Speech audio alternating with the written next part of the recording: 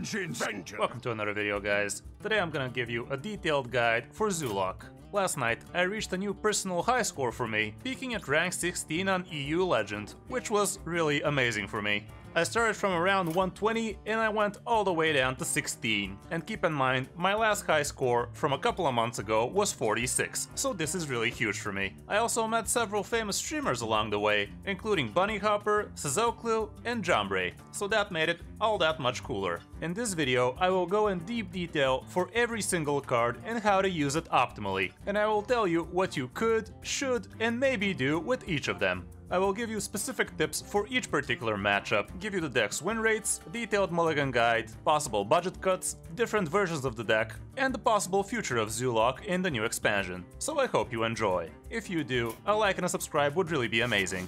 I also stream a lot on Twitch, which apparently some of you guys don't know for some reason. And you can also hire me for some Hearthstone coaching as well. And I will help you reach Legend like I've did with plenty of others already. Anyway, now let's get into the guide. In the current meta, Zoolock has been bouncing around between tier 2 and tier 1, but right now it's firmly in the tier 1 position. The deck is considered to be aggro, but it feels a lot more mid-rangey nowadays, and you can definitely steal a lot of games even deep into the late game when you're deep into fatigue. It has a lot of cool combo aspects to it, including cheating out mana with your Dark Lair, cheating out your Giant super early, cheating out Mega card draw with the Hands of Gul'dan, and also doubling up important cards with your expired merchants as well. So it really feels like it has it all, especially when it clicks. With this deck, there's a lot of turn planning, health calculations, mana calculations, and also a little bit of outcome predictions. You have to know the meta really well in order to be able to use your cards optimally and play against all of the opponent's possible answers. What I mean by this is, depending on the opponent, you can use your buff cards like Wriggling Horror and Wiccan Whispers in order to play around the possible answers for your opponents, but we will go deeper into detail in the particular matchup section. Zoolock has a lot of high roll potential, and some games can even be over till turn 4 or 5. But like I said, you have what it takes to take the game even to super late game, abusing your expired merchants into doubling up your prime, and so on and so forth. Anyway, now let's overview each single card and how to use it optimally. Raise Dead can be a really important tool for your game, and you can use it to target exact minions you want to get if you use it early enough, and you can also use it with your Dark Lair so you can abuse the mana return. Not to mention you can use it for cheaper giants as well, which for some might seem like it's the main purpose for the card, but overall it's huge in every single aspect.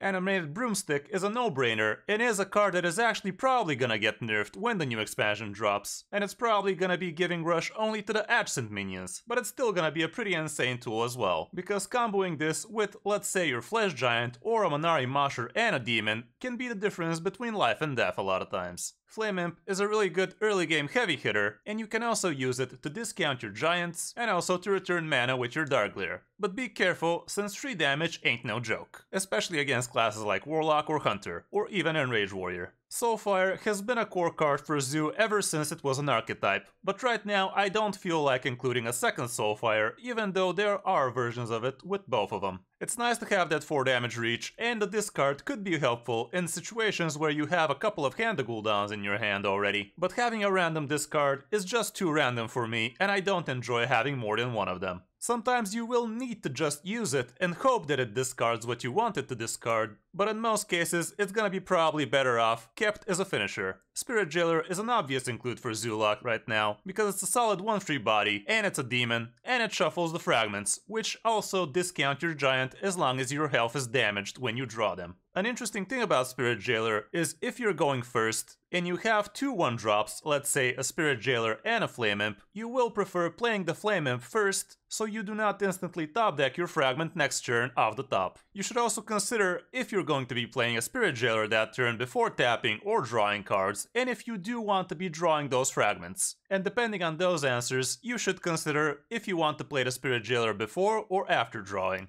Tour Guide is another very good 1-drop for this deck, because it basically allows you free cycle. But not only that, you can also abuse your Dark Lair with it, and you can also discount your giant for free with it too.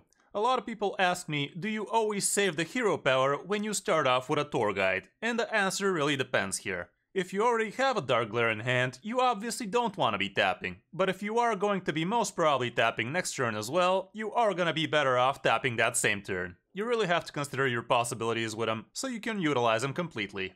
And Voidwalker is your last good one-drop demon, and it's your only taunt in the deck, so that makes it very important. If you are playing against aggro classes like Rogue, Voidwalker becomes 10 times more important, because nowadays, if you're playing against Weapon Rogue for instance, they will have a hard time removing that 1-3 body, and it could soak up a ton of damage for you if the Rogue already is swinging with the huge weapon. So choosing when to play the Voidwalker will be crucial for you. Wicked Whispers can be a very useful board buff for you here, and it could get you lethal in a lot of cases. Zerging the board super early and having 5 minions as soon as turn 3 is no rare sight with this deck, so with a board buff like that for only 1 mana, it would be really good for you. There are plenty of ways to actually abuse the discard to even hit Hand of Gul'dan with it, but you have to get somewhat lucky, and you shouldn't really be keeping that in your mulligan with the idea that you will be able to discard Hand of Gul'dan with it. It does take some strategizing and a little bit of luck, but more often than not, you should be able to actually use it for Hand of Gul'dan as well.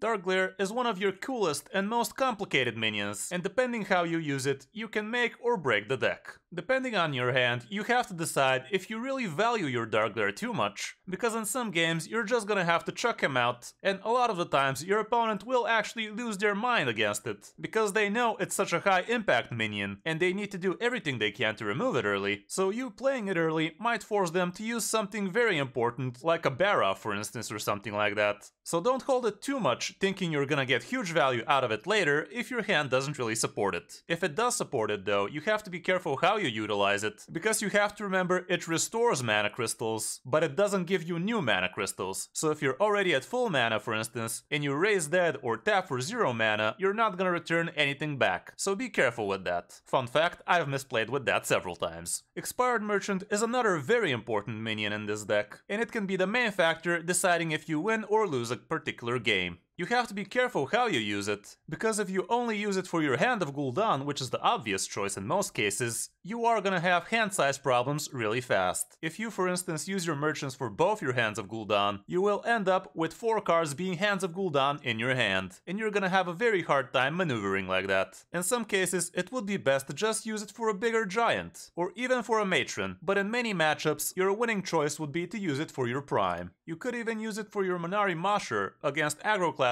like Rogue or even Hunter, but there's also another cool interaction with it. If you don't have any other cards other than 2 Expired Merchants in your hand, there's almost no downside for you to play your Expired Merchant on the board. The possible downside would be if it gets silenced or polymorphed, or if you don't have a way to trade it in time. But if it has come down to that, you're probably already desperate and you have to take some chances. Canrefat Ebenloke, this is the first time I say the entire name, is the only legendary in this deck, but I do believe it is worth the craft. It is a card that is gonna remain in standard for the next year, and it does allow you to pop off really hard super early too. I've had games where I've literally emptied my hand as soon as turn 1 with him. Okay, are you guys seeing what I'm seeing? Cause I'm seeing some clip action going on here.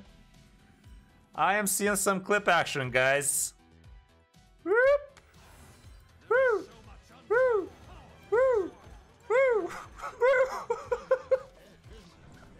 What am I supposed to do with this now?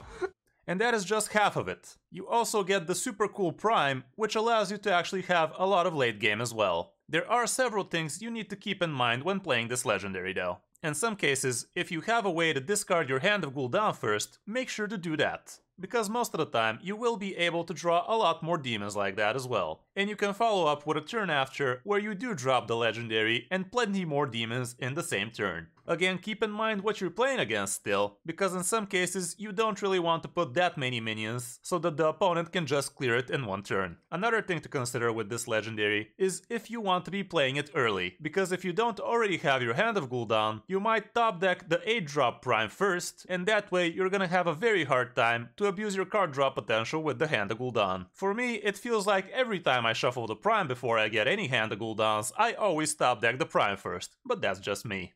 Anyway, moving down to the Wriggling Horror. With Wriggling Horror, you usually want to play it when you already have 2 minions on the board with which you can attack. But you can also use it on the same turn where you place the minions as well, just so you have a beefier board. You should consider what are the possible answers from your opponent, and buff the minions accordingly. For instance, you don't want to be having a minion with too much attack against the priest because he is gonna hysteria that minion. Or you also might consider buffing your Flame Imp to have 3 health instead of 2, to also play around a possible Breath or a possible Holy Nova from Priest again. There is also a cool interaction between Wriggling Horror and the Broom too, and there you need to consider what you would prefer doing. Do you want to be rushing with the Wriggling Horror, or do you want to have a Broom with 2/2? In some cases, it would be better for you to drop Wriggling Horror first and then follow up with the Broom, but in other cases, Broom first and Wriggling Horror second might be the better case. Manari Masher is another minion I really like in this deck, because it allows you to stall out the game even longer, and it also provides a nice burst for you too.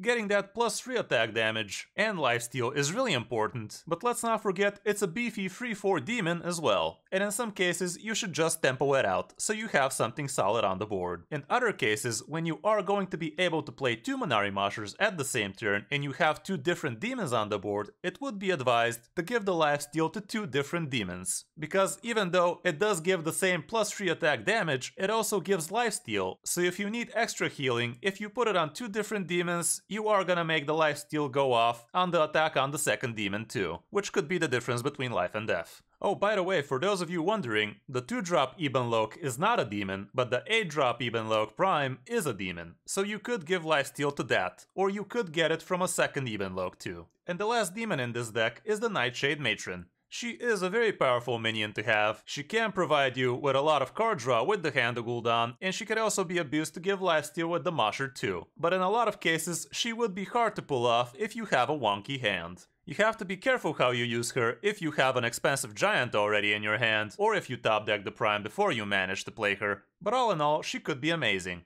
You have to be careful how you use your Matron, but in most cases you want to be using her to remove something like a taunt or a high impact minion. Depending on the opponent, in some cases you might just want to keep her as a 5/5 on the board and actually use one of your regular attacking minions to clear something with low health and big attack, so you can have a healthy 5/5 on the board for later. You should also be able to distinguish when it's better for you to be using the Matron and when it's better to be using the Broom, and in some cases that's gonna be the deciding factor between winning or losing a game. With Hand of Gul'dan, I already basically discussed everything I need to discuss with it when we talked about the other cards. But yeah, it's an amazing card and you should literally always keep 1 copy of it in your mulligan. Like I said, it's important to manage your hand size and not use both your expired merchants on the Hand of Gul'dan in most cases. Usually your best case scenario with Hand of Gul'dan would be to use the expired merchant on the first one and then follow up with the Matron on the second one, so you actually discard it and not get 2 copies back. In some cases you should try your luck discarding Hand of Gul'dan with Soulfire if the going gets tough, and we already discussed you can discard it with your Wicked Whispers too. And the last card here is the Flesh Giant, which is pretty obvious. It does take a lot of planning to make a good Flesh Giant, and keep in mind you actually have to change your health total in order for the discount to the Giant to work. Meaning that if you're on full health and you top deck a Spirit Jailer fragment, the Giant will not get discounted. Also, if you have armor, for instance from Armor Vendor nowadays, and deal damage to yourself, again, the Giant will not get discounted, even though it did work like that a few weeks ago, but Blizzard patched that without telling anyone. You thought we wouldn't notice, didn't you, Blizz? Anyway, that's it for the deck. Now let's check out the matchups. Aggro Demon Hunter and Soul Demon Hunter are not gonna be great for you. Most rogues would honestly be 50-50, speaking from experience. And other than that, Enraged Warrior is probably gonna be your worst matchup, and also Highlander Hunter could be problematic, but all in all it shouldn't be too much trouble. I have honestly not faced a single Aggro Demon Hunter, so I can't really tell you much about it. But all in all, you have to be careful not to damage yourself too much against classes like that, because they're gonna go just as fine damaging you as well. Against Soul Demon Hunter, the tip I can give you here is to try and avoid building too wide and not healthy board. If you are gonna be building a board against Soul Demon Hunter, you want the minions' health to be above 3, so they can't Mystic it. And a lot of Soul Demon Hunters are actually including Immolation Arrow instead, so in some cases even building a board with 3 health might be enough. Another tip against Soul Demon Hunter is to try and build a wide enough board so that a single Blade Dance cannot clear everything for you. Against Weapon Rogue and Stealth Rogue, like I said, your Voidwalker is actually gonna be pretty important. If the Weapon Rogue clicks against you and gets the early weapon and early buffs for that weapon, it's probably gonna be over for you really fast. But if that's not the case, you have a good shot at it. Try not to self-damage yourself too much, build a wide board against them because they have a hard time answering it, and play your Voidwalker strategically so you can deny them some big weapon swings. Against World Kick Rogue, usually it's not that big of a problem, because you can answer most of their big threats like big questings, big Edwins, and their Jandis, with a well-timed Broom with Giants and whatnot. But they also have a lot of reach damage, so you have to be careful not to damage yourself too much. Against Enraged Warrior, that is probably gonna be your hardest matchup, because they have several ways of clearing your small boards, but they can also clear your entire board with a well-timed Barrow with Risky Skipper. Another problem is you're self-damaging yourself down to 20 health a lot of the times, and they have plenty of ways to deal 20 damage from hand as well. You also have to be careful not to build too wide of a board against them early, because they're just gonna play a Risky Skipper with another 1-drop to damage all of the minions and follow up with a super discounted Brute. Against Druids, your hardest matchup would be the Token Druids, in which case you have to do everything you can to deny them their early boards, because they will definitely be able to buff up their boards a lot more than you will. Try to put down early minions against them, and do a lot of value trades, don't go to face too much, and just win the board entirely and take it from there. Guardian Druid and Highlander Druid usually are gonna be super easy for you, because most of the time they won't be able to answer most of your early game threats, and you're just gonna build up a huge board before they can actually do anything against you. Against Broom Paladin, usually you win it in the late game with a couple of big Canred Primes. What you want to be doing against them is build wide boards, but don't go too deep because they can reset the board with their Barrow, with their Libram of Justice, and with their Penflingers and Brooms, so be careful how you maneuver there. You have to ration out your resources, but more often than not, you will be able to take the win. Against Priests, usually you win it in the early game, but you can also take it to the late game with a couple of good primes from the Merchant as well. In the early game, you have to be careful about their possible Dragon Breaths, Holy Nova, Zephrys, and Hysteria, meaning that you don't want to have too many minions on the board that are below 3 health, and you don't really want to be putting a big giant early as well, because that's gonna be just a single Hysteria answer. If it goes down to the late game, you should try using your Merchant for a second prime, and you should hope that they can't answer both of them. With mages, usually I see mostly spell damage mages. And the way I win those is by zerging the board early. If they drop an early Dormant Bird with the +2 spell damage, you should probably concentrate on drawing more cards, unless you're able to buff up your minions above 3 health, because as soon as that bird is awake, most of the time they will have a follow-up with the Arcane 1 damage to everything, which is gonna be 3 damage for everything, because of the +2 spell power. Against Spell Damage Mage, you're always gonna want to be trading their spell damage minions, obviously. And you should also be thinking about the possible Raz and Jandis around turn 5. So holding off a Broom and a few good minions for that possibility around turn 5 would be a good idea. But I'm not saying you should be keeping those cards in your mulligan though. In the mirror matchup with Zoo vs Zoo, most of the time it comes down to who gets to cheat out their Hand of Gul'dan first. If you are falling back on the board, in some cases it would be a better idea for you to just hold off dropping minions on the board and just save for that big one turn where you drop a gajillion minions with a Broom, but it's pretty tricky. For the mulligan, when going first, this is the information we have from HS Premium. Flame Imp is usually gonna be your best 1-drop, Hand of Gul'dan for me is always gonna be a keep. Even Loke in most cases would be a good idea to keep, but honestly, when you are going first, it might not be such a great keep for you, especially if you don't have Hand of Gul'dan already. Tour Guide is always gonna be a keep for me, but Wriggling Horror feels a little bit like a bait. And also Darkglare is not that amazingly amazing in some cases, even though, like I said, you could just curve into it. And there is the possibility for you to start off with the Tour Guide, into a Darkglare tap, into a Flame Imp, into another good 1-drop for instance. But yeah, you have to be thinking about possibilities like this. Spirit Jailer is gonna be a good keep for you as well, but be careful not to keep too many 1-drops in your starting hand, because you're gonna be out of cards pretty quickly. If you already have a Hand of Gul'dan, you can obviously keep Expired Merchant too. It's probably never gonna be a good idea when starting first to keep Wicked Whispers, as well as Soulfire. In some cases Man'ari Masher might make some sense, but it's kinda rare. Matron, Broom, and Giant would never be a keep when you're going first though. When going second, Hand of Gul'dan remains your best keep. Eben Log becomes a lot more keepable because you have 1 extra card and the coin to cheat it out on turn 1. Flame Imp still amazing, Spirit Jailer and Tour Guide as well, Darkglare as well. Voidwalker becomes a little more keepable because you do get the answer with it. And Wriggling Horror becomes a little more sensible as well, because if you stick a 1-drop on turn 1, on turn 2 you can coin out another 1-drop and follow up with a Wriggling Horror. But again, it's a little bit tricky with it. Expired Merchant is again only gonna be a keep if you already have a Hand of Gul'dan. Raise Dead becomes a little more keepable if you already have cool minions in hand. Wicked Whispers is probably never gonna be a keep. Man'ari Masher becomes a little more keepable, but again, not by much. You could actually be curving into a Matron, but most of the time it would be a bait as well. Broom still never a keep, same for Soulfire and for Giant. Unless you already have 2 Flame Imps and a Raise Dead in hand, in which case you might risk it, if you're playing against something slow that won't accidentally kill you. Okay, now let's quickly glance over what other similar decks are out there right now. There is a version with 1 extra Soulfire instead of an Expired Merchant, but I really don't like versions like that. I value Expired Merchant way too much, and I do believe people are dropping her because they're using her incorrectly, with the scenario where they use both of them for Hand the Gul'dan, which is not proper. It's cool to have Soulfire to have that extra reach, but not for me. There is another version with an extra Soulfire instead of Wicked Whispers, which makes a little more sense. Because if you have both your Wicked Whispers, they're gonna discard each other. But with Soulfire, you will have a chance to actually hit Hand the Gul'dan sometimes. There's another case with minus a Broom instead of a Soulfire, which again, I don't like too much. One with 1 less Wriggling Horror, which again makes a little more sense. In the early stages of Zoolock, a lot of people tried Rascal, which also is not a bad card to run. And there's actually a version with Rustwix, which does actually make some sense, but you gotta be careful with that. But I do see it as a very cool late game potential for you too. There are several other versions that abuse the Cult Neophyte, more Rascals, a Potion Vendor for more healing action, and so on and so forth. If you're having dust issues and you wanna make Zoolock even more affordable than it is,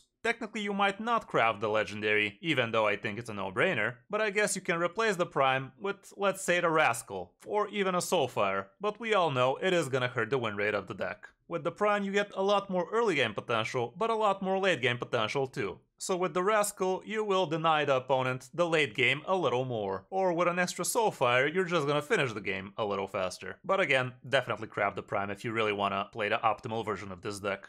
And the last thing I want to talk about is the possible future of Zoolock. We already know what the core set is gonna look like, and we know that we are gonna be losing Soulfire and Voidwalkers, which is kind of important. But the biggest hit comes from the year rotation, where we are going to be losing the Expired Merchant, because it's from the Uldum. It provides the deck with a lot of card draw and a lot of value generation too, but maybe Zoolock is gonna take a more self-damaging approach, with Backfire instead of Hand the Gul'dans. The core set doesn't really give that much support for Zoo, even though Ritual of Doom could be interesting, especially with the Possessed Villager. We have the Tiny Knight of Evil for more discard action, and also Likari Fellhound. But I do believe that the new expansion should give some more support to it if we want Zoolock to be a good tier deck. So far we haven't seen much from the new set, and this is the only Warlock card we've seen so far, and it doesn't really show much support for Zoo. From the neutral cards, not much support either. Aside from Mankrik, but I still don't think it's gonna be that huge. So I guess we will have to wait and see what other cards we're gonna receive from the new expansion in order to decide if Zoolock is gonna still be a deck or not. But it probably will be, cause Zoo always finds a way, in one form or another. Anyway, that's gonna be it for this video, guys. Hope you enjoyed it, and make sure to check out my other gameplay videos with Zoolock if you wanna see it in action, or just drop by the stream and see me play it live. A like and a subscribe would really be appreciated. Thanks for watching, I'm Kris05, and I'll see you in my next video, or stream.